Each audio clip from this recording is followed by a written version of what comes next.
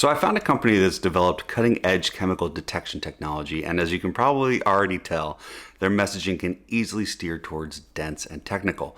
But today I want to show you how thinking in terms of metaphors can help you translate that technical language into concepts and messaging that can have a lasting connection with non-technical decision makers.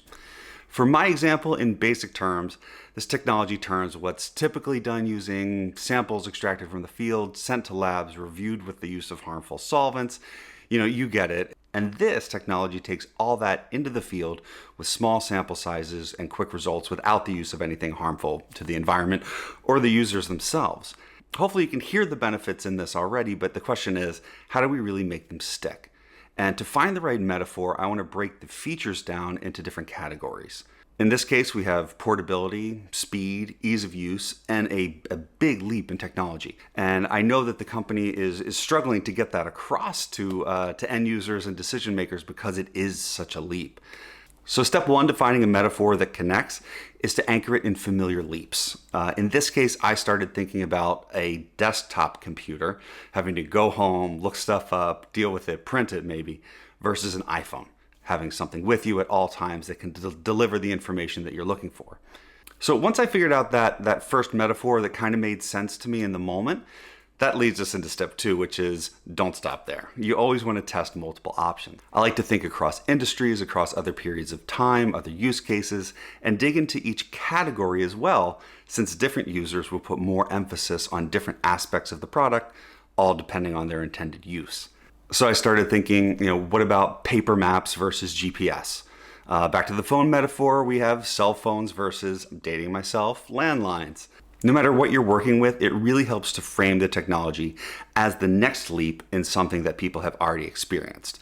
They understand going from a landline to a mobile phone or maps versus GPS. And speaking of features and benefits, what does the desktop versus iPhone represent? It shows portability. Landline versus mobile phone, so it shows some freedom of use. Paper maps versus GPS shows a clarity and a usability that was just never there before.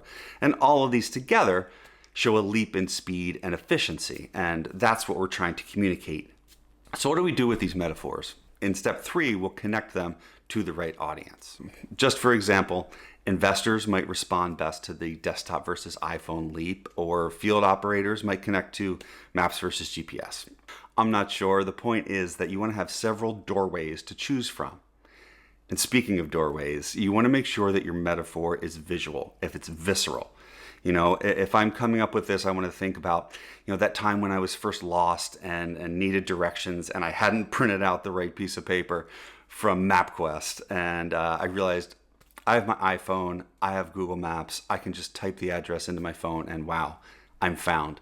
I remember that feeling, and even if whomever you're communicating with still doesn't understand your technology, they'll understand the metaphor and they can actually feel the transformation, hopefully, that you're offering on the market. Look, no matter what you're working with, I believe your technology deserves a story that people can carry with them.